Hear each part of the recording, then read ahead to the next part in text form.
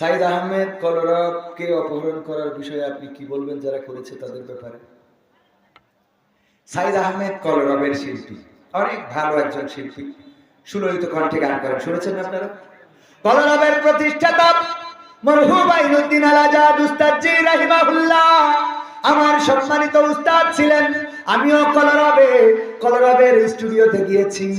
আমি যখন গিয়েছি তখন এখনকার কলরবের শিল্পীরা ছিল না। আইনুদ্দিন আল আজাদ ভাইয়ের উপস্থাপনায় আমার একটা অডিও অ্যালবাম বের হয়েছিল পিতা ক্যাসেটে, নাম ছিল পথের দিশা। ও আমার ভাইয়েরা, সেই কলরব হাঁটি হাঁটি পা পা করে অনেক বড় একটা শিল্পী গোষ্ঠীতে পরিণত হয়েছে, বাংলাদেশের জাতীয় সাংস্কৃতিক সংগঠনে পরিণত হয়েছে।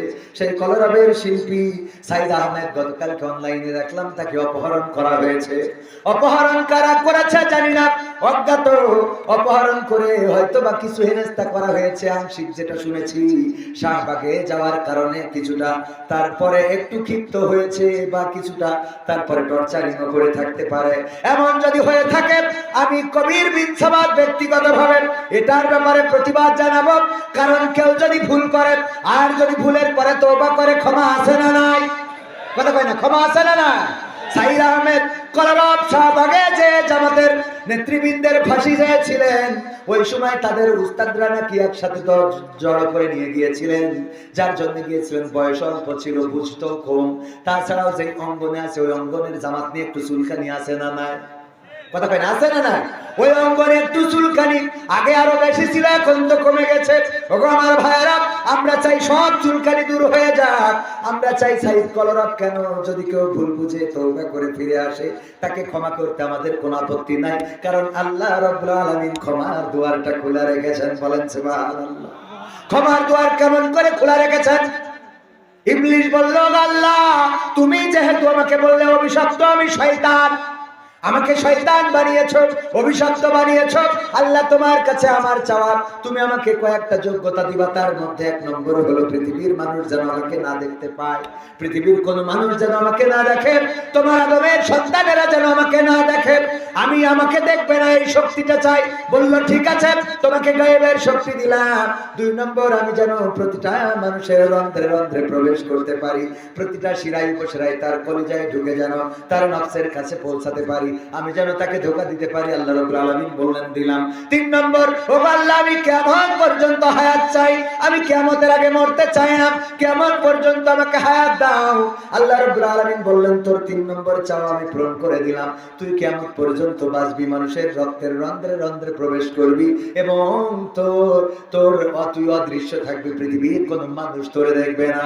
শয়তান বলল, আল্লাহ তুমি আমার যে শক্তি দিয়েছো, তোমার শক্তির চেয়ে কোনো অংশে কম নয়। এখন আমি বলি আল্লাহ তুমি আমার যে শক্তি দিলে, তোমার আদমের সন্তানেরা একজন তো জান্নাতে যেতে পারবে না, কারণ আমি সবাইকে ধোঁকা দিয়ে দিয়ে দিয়ে দিয়ে ভুল পথে নিয়ে যাব, সবাইকে আমার দলে নিয়ে যাব, আমার দলটা ভারী করে দেব।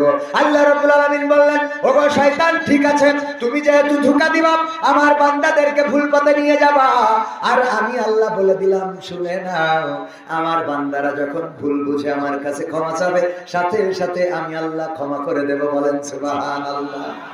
আল্লাহর ক্ষমার দুয়ারটা কত বড়!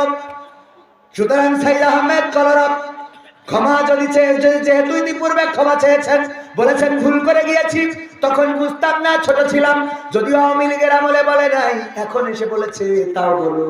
যদি এখন এসে কেউ ভুল বুঝতে পেরে আল্লাহর কাছে তওবা করে, আল্লাহ রাব্বুল আলামিন ক্ষমা করতে রাজি আছে না নাই? রাজি আছে। মানে কি?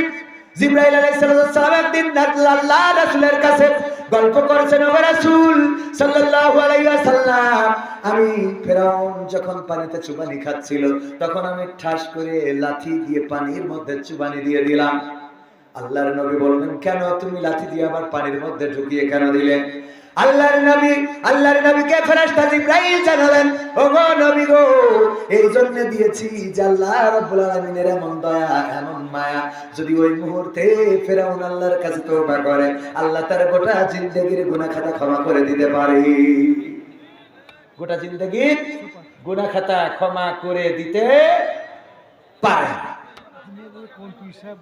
ভাইরা, মানে তারেক মনোয়ার ভাই আসবেন, একটু ওয়েট। একসাথে অনেকগুলো শ্রোতা আসতেছে। কি আসছে? সাথে প্রিন্সিপাল আছে। অখুশি হচ্ছেন আপনারা? অখুশি হচ্ছেন? শেষ পর্যন্ত থাকা যাবে? ওই গানের অর্ধেক রেখে দিছি, মনে আছে আপনাদের? প্রিন্সিপাল ও মজলুম, দেখেন প্রিন্সিপাল ও মজলুম জেল খাটছে, রিমান্ডে গেছে, কত ত্যাগ তিতিক্ষা স্বীকার করেছে। আল্লাহ রাব্বুল আলামিন আমাদের চাকরি চলে গেছিল, যাক যাওয়া যাওয়া। এখন আপনারা একটু প্রমোশন করাই দিন, বেতনটা বাড়াই দিন, আল্লাহ কবুল করুন, বলেন আমিন। তাহলে মনে আছে তো? কি বলেন তো, মনে আছে?